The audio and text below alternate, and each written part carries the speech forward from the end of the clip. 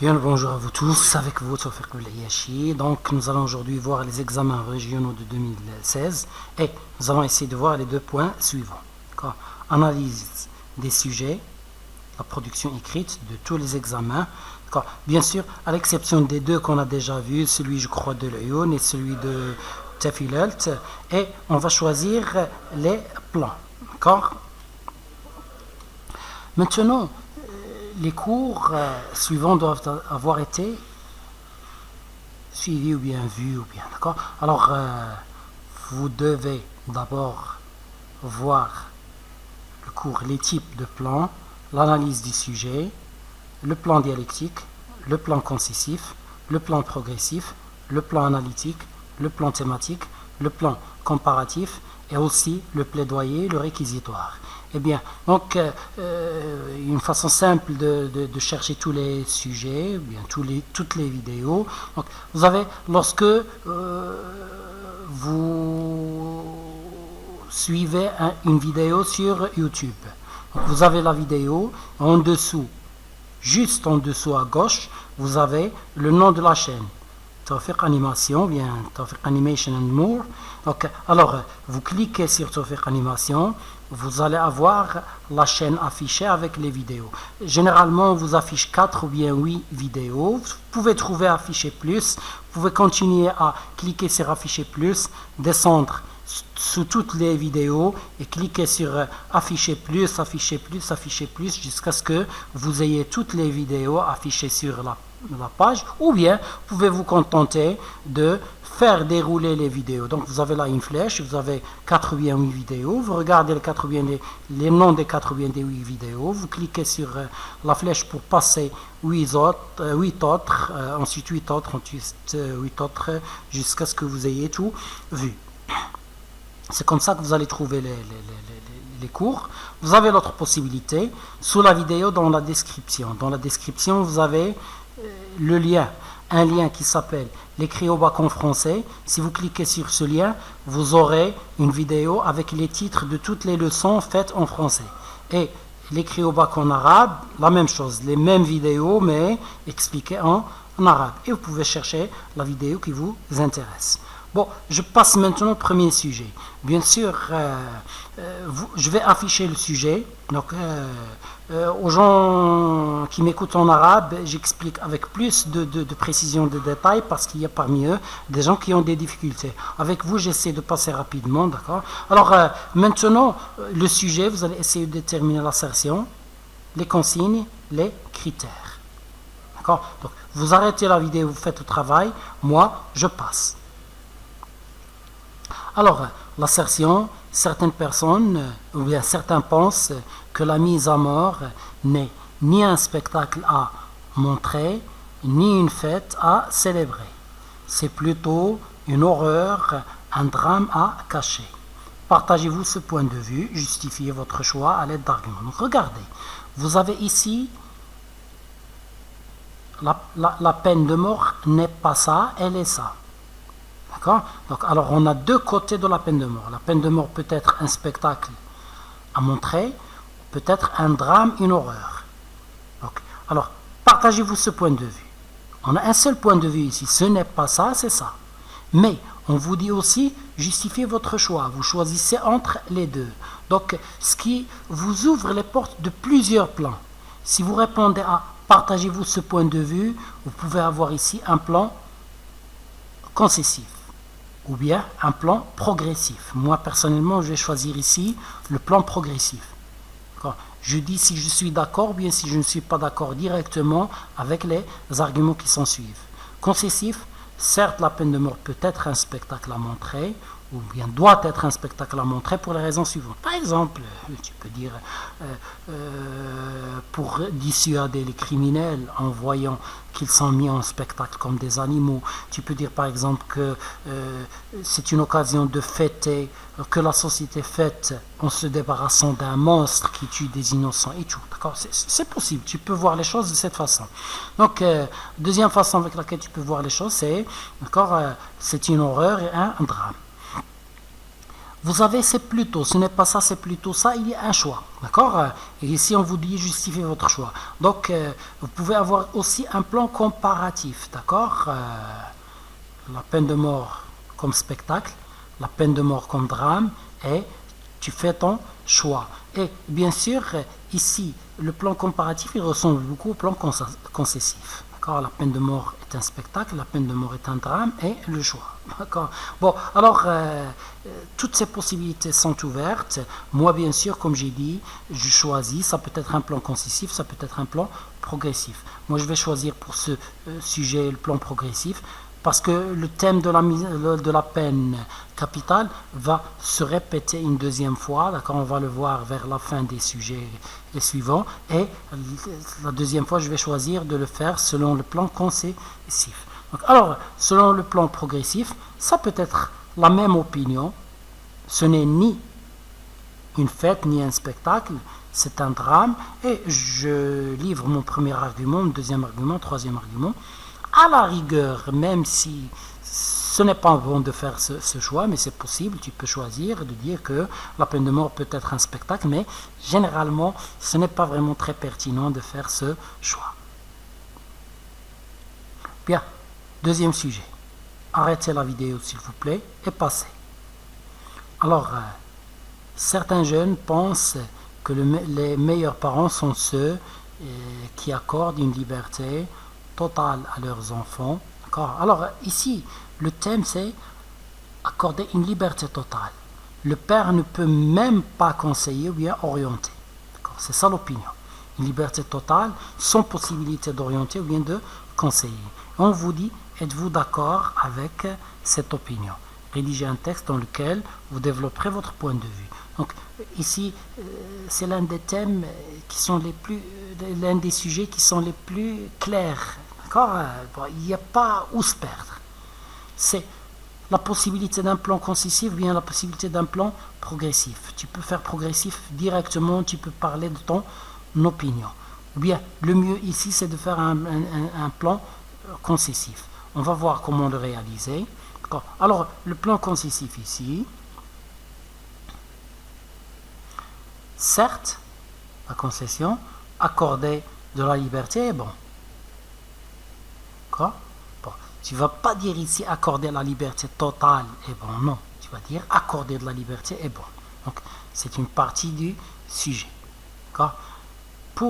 Cependant, une liberté totale est nuisible. La liberté totale sans possibilité d'orienter ou bien est nuisible. Bien sûr, pour chaque partie, tu argumentes, tu dis pourquoi tu penses ça. Donc, liberté avec restriction. On doit restreindre la liberté, on doit limiter la liberté en conseillant et en orientant. D'accord? Et bien sûr, le plus à ajouter dans la troisième partie, c'est que le jeune doit vraiment écouter ses parents lorsqu'il l'oriente ou bien lorsqu'il le conseille et prendre une décision basée sur les remarques des pairs. C'est-à-dire ne pas éluder les remarques des pairs. Il faut écouter ces remarques, il faut les prendre en considération et à la fin, la décision reste celle du jeune. Bien, l'académie suivante, pour certains, les amis virtuels, ce sont les amis sur Internet, sur téléphone portable, sont plus fidèles et plus serviables que les amis réels. Alors ici, plus que, c'est une expression de comparaison. Je m'excuse. J'ai commencé à vous donner les réponses. Donc, et vous avez ici, on vous demande, partagez-vous cette affirmation, développez ou bien exprimez votre point de vue. Donc, on vous demande d'exprimer un point de vue. Alors, pour l'assertion, dans l'assertion, il y a une comparaison, il y a un choix. Ici, on vous demande d'exprimer votre opinion. Alors, lorsque vous avez un choix, une opinion, vous pouvez faire un sujet d'opinion directement, vous pouvez faire un plan comparatif. D'accord? Pour moi, je préférerais ici, bien sûr, le plan comparatif. D'accord? Mais vous pouvez aussi avoir le plan concessif, ou bien, d'accord? Certes, les amis virtuels sont bons, cependant, les amis réels, mais le mieux ici, c'est comparatif. Alors, amis virtuels, avantages et inconvénients. Amis réels, avantages et inconvénients.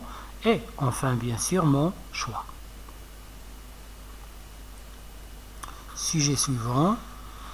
Pour régler son problème avec Antigone, Créon a recours à la violence, ou bien recours à la violence. Pensez-vous que l'usage de la force soit la bonne solution aux problèmes de la vie quotidienne? Justifiez votre choix, ou bien votre point de vue, à l'aide d'arguments pertinents. Je passe. Alors, bien sûr, ici, c'est le cas de Créon qui recourt à la violence.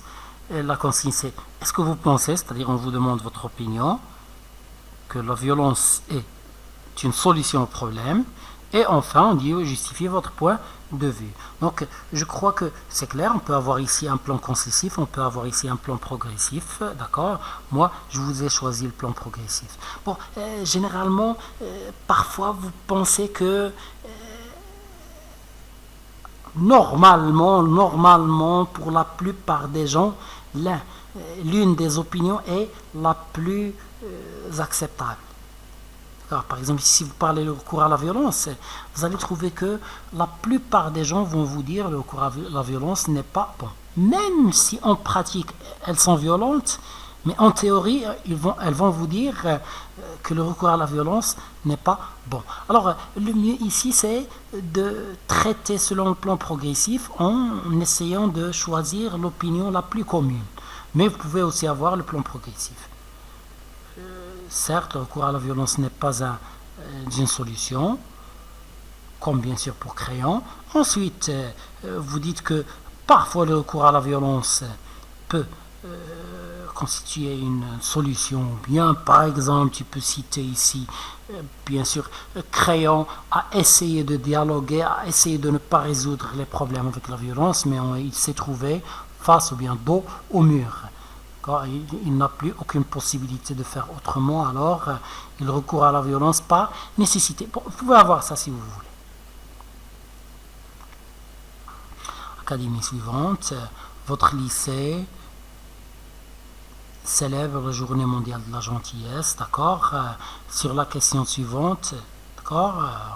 On vous demande d'écrire un article sur la question suivante. La gentillesse est-elle une qualité ou un défaut?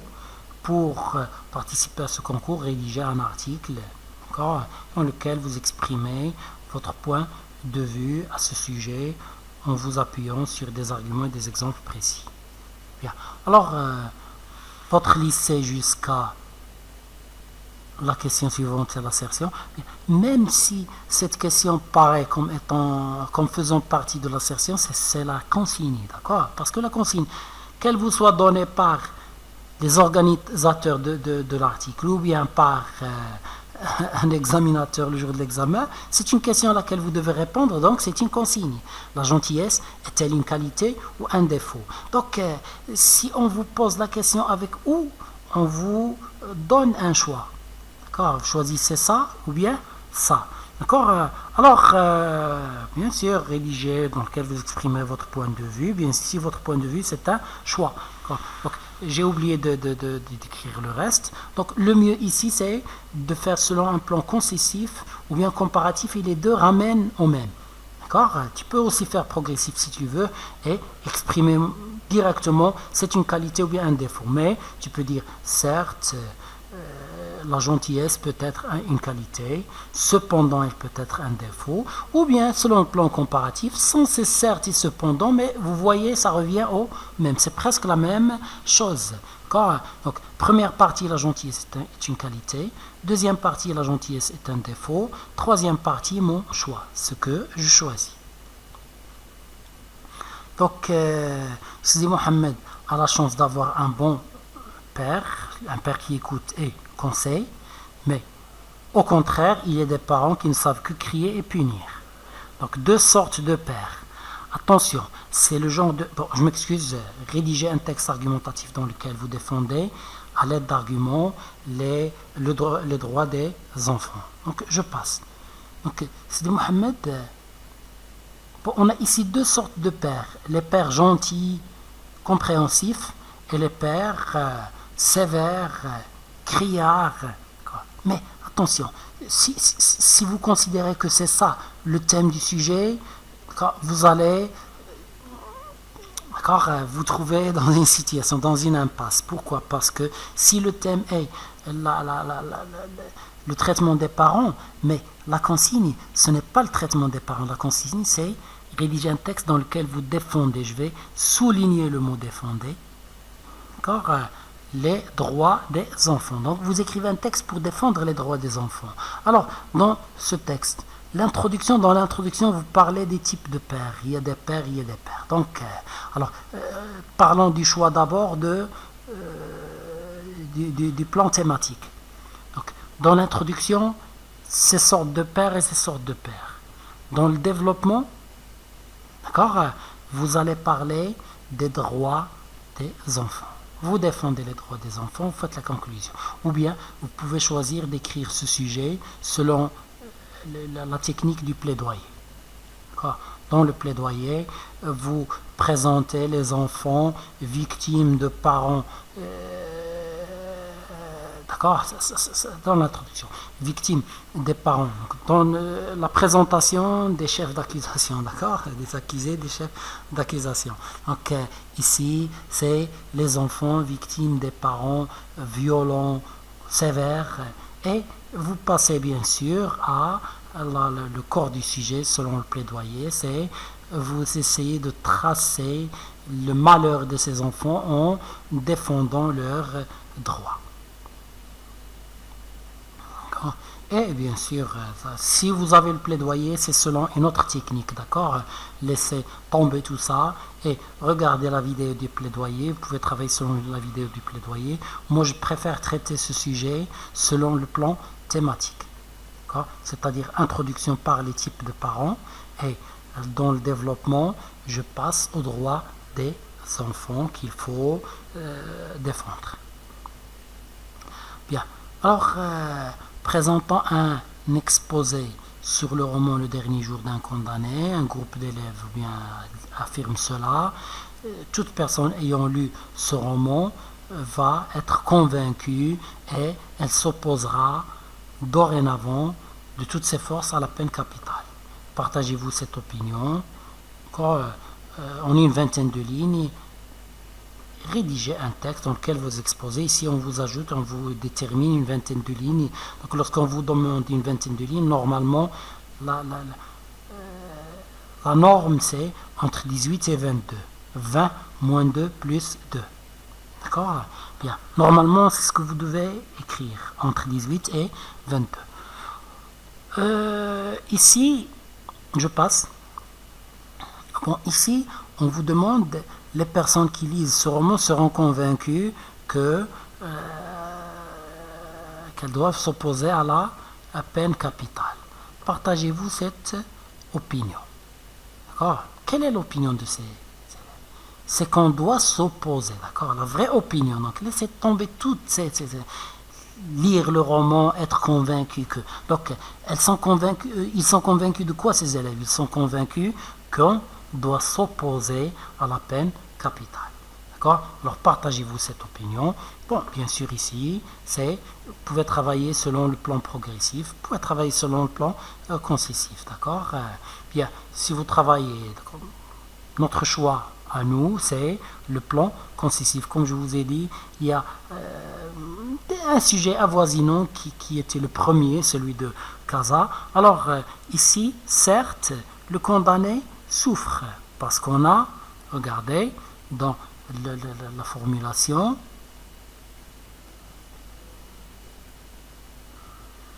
toutes les personnes ayant lu le roman, la souffrance, on parle de la souffrance d'un condamné à mort. D'accord? Le condamné à mort souffre, donc on doit s'opposer. Certes, le condamné souffre, je vais expliquer pourquoi il souffre, cependant, pour certains criminels, si on les laisse, ce sont les innocents qui vont souffrir. D'accord? S'il y a des criminels qui sont vraiment des monstres, si on les laisse, ce sont les innocents qui vont souffrir. Donc, et vous pouvez avoir pour le plan progressif, c'est simple. Normalement, l'opinion qui est voulue ici, c'est que le condamné souffre et qu'on doit s'opposer. Donc, c'est la meilleure à présenter. Si tu veux présenter l'opinion contraire, personne ne t'en empêche. Donc, et bien sûr, après le certes et le cependant du plan concessif, on passe à l'opinion personnelle. Je m'excuse, personnelle, normalement, je ne sais pas pourquoi, où avais-je la tête en faisant ça. Alors, personnel, normalement, c'est avec deux L, E. D'accord? On passe maintenant, je crois, si je ne me trompe pas, que c'est l'avant-dernière. Alors, salam alaikum wa rahmatullahi wa barakatuh.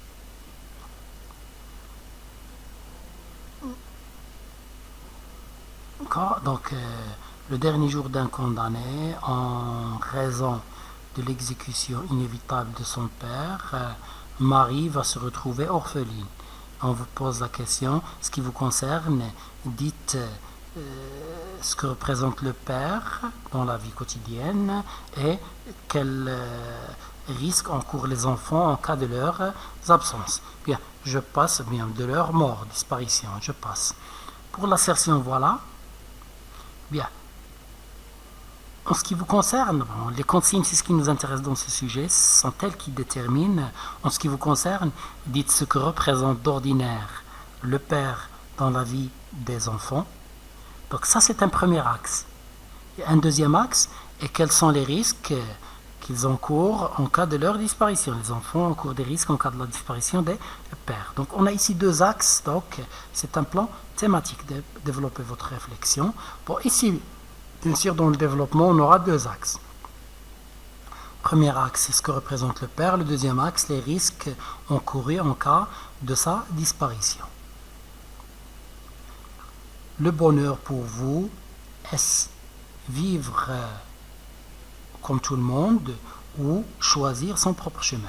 Donc, je crois qu'on a déjà vu un sujet avoisinant. Lorsqu'on vous pose une question directe, une question fermée, avec un choix. Lorsqu'on vous donne un choix, vous ne répondez pas par oui ou bien par non, vous répondez par le premier choix ou bien le deuxième choix. Si tu veux répondre ici, tu vas dire le bonheur c'est vivre comme tout le monde, ou bien le bonheur c'est choisir son propre chemin. Alors ici bien sûr vous pouvez avoir deux sortes de plans, vous pouvez avoir progressif ou bien comparatif. Comparatif ici, il ressemble au concessif, c'est-à-dire une première partie dans laquelle vous parlez de vivre comme tout le monde, le bonheur de vivre comme tout le monde, le bonheur de choisir son propre chemin dans une deuxième partie, choisir la troisième partie. Ou bien directement, le bonheur pour moi c'est ça ou bien ça. C'est un plan progressif. Alors, si vous choisissez bien sûr, alors vous remarquez, c'est un sujet où il y a directement la question, c'est-à-dire la consigne. Il n'y a pas d'assertion. Alors, question avec un choix, on répond bien sûr par un plan. Bon, je vais choisir ici le plan comparatif, vivre comme tout le monde, avantages et inconvénients, choisir son propre chemin, avantages et inconvénients, ensuite le choix plus la conclusion. Il ne me reste plus qu'à vous dire au revoir et à la prochaine.